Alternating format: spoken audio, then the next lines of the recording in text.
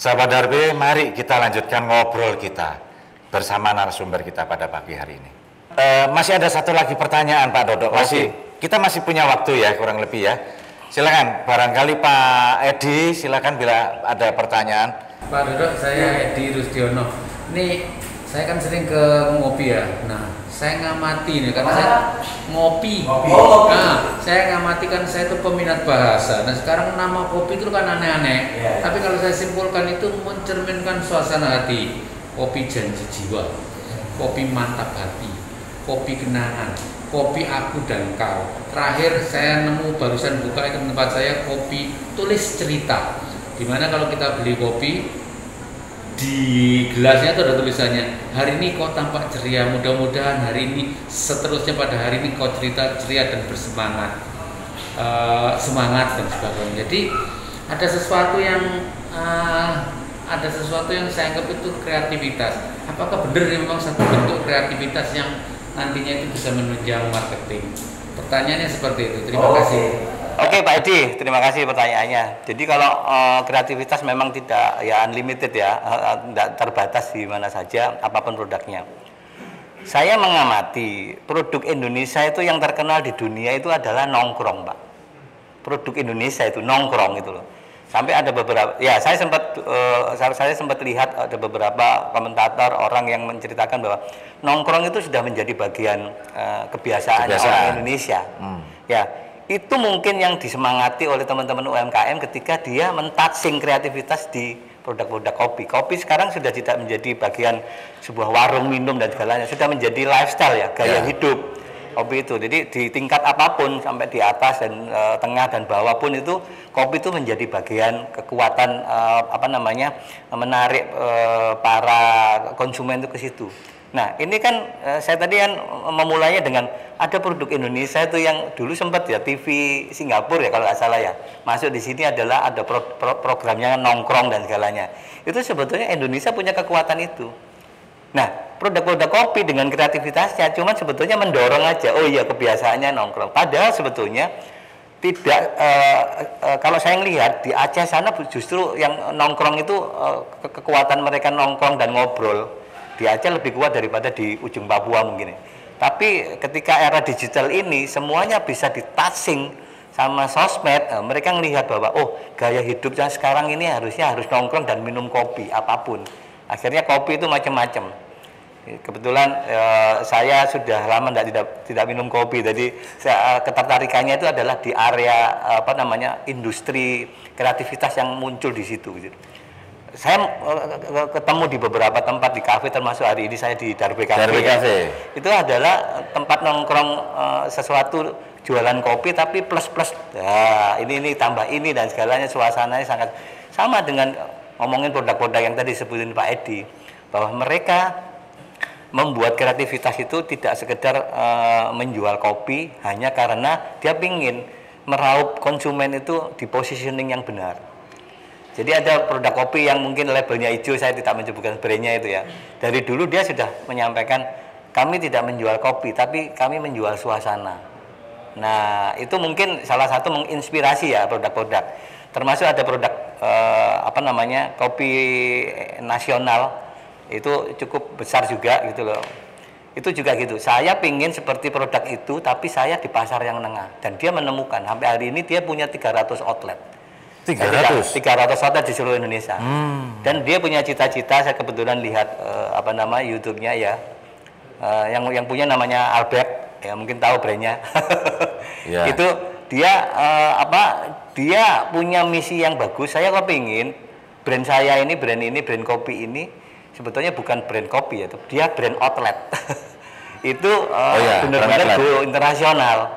Nah itu yang sebetulnya kita semangati. Saya punya harapan UMKM di Indonesia yang kalau punya produk bagus itu harusnya punya semangat seperti itu.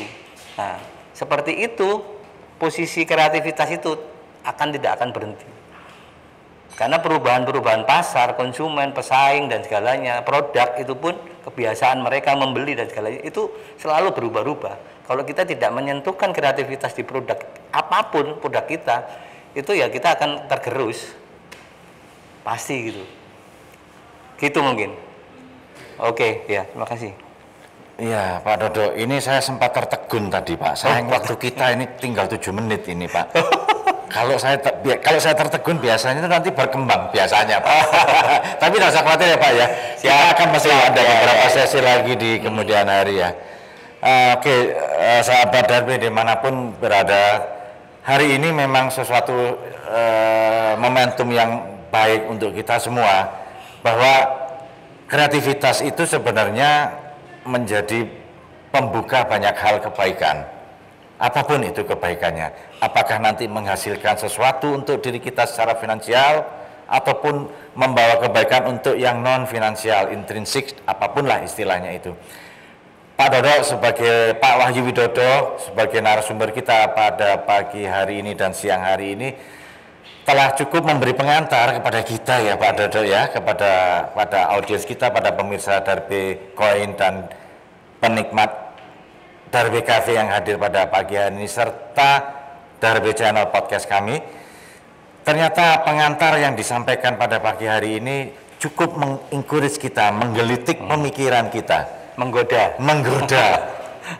Mudah-mudahan pada kesempatan berikutnya kita masih bisa sampaikan lagi lebih detail lagi ya. Sayang sekali Pak Dodo, waktu juga akhirnya yang membuat kita harus berhenti untuk pertemuan kita pada pagi dan siang hari ini.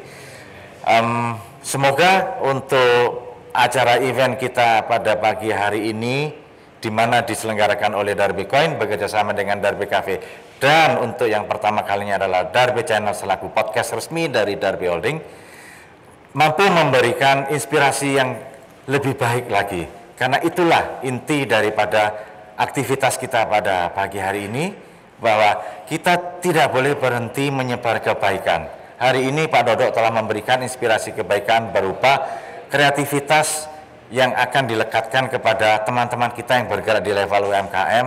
Namun tidak usah khawatir, kreativitas ini ada melekat kepada diri kita sendiri. Hari ini jujur saja nih Pak Dodo ya, sebelum penutup nih kita kan masih punya 2-3 menit. Saya sudah tidak tahan nih ngomong sebenarnya untuk hal ini. Jadi hari ini saya berpikir saya pakai kostum apa ya. Tadi saya berpikir begini, saya melihat salah satu kawan saya, mantan Menteri Perdagangan kita, beliau mempunyai podcast juga. Mereka selalu rapi, beliau ini selalu rapi, ganteng begitu ya, pakai apa istilahnya, jaket yang baik itu. Saya kepingin seperti itu Pak Dodo, tapi saya lupa ternyata kalau saya pakai itu, kreativitas saya ini menutup pasar kami. Pasar kami adalah teman-teman UKM Pak.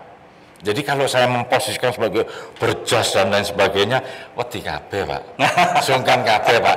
Jadi terima kasih Pak Dodo, bahwa Bapak dengan kehadiran Bapak pada kesempatan yang pertama kali ini, sama-sama Pak. Dari mulai atribut Bapak, pembicaraan Bapak, inspirasi Bapak telah memberikan banyak hal baik pada diri saya pribadi, kepada teman-teman Darbe yang hadir di sini, para pengunjung Darbe Cafe, maupun yang menikmat kita secara online, bahwa jangan pernah berhenti berbuat kebaikan. Kebaikan akan berasal dari siapapun, dan kitalah pula yang akan memberikan makna dari kebaikan itu sendiri. Saya kira pertemuan kita bisa kita tutup.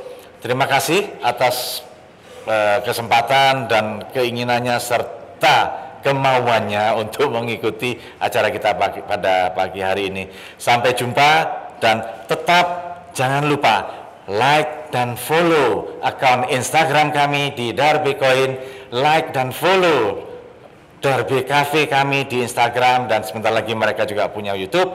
Dan yang terbaru dari kami adalah podcast channel kita bernama Darbe Channel di YouTube. Silakan subscribe dan like untuk hari ini dan seterusnya. Terima kasih, sampai jumpa, salam Darbe.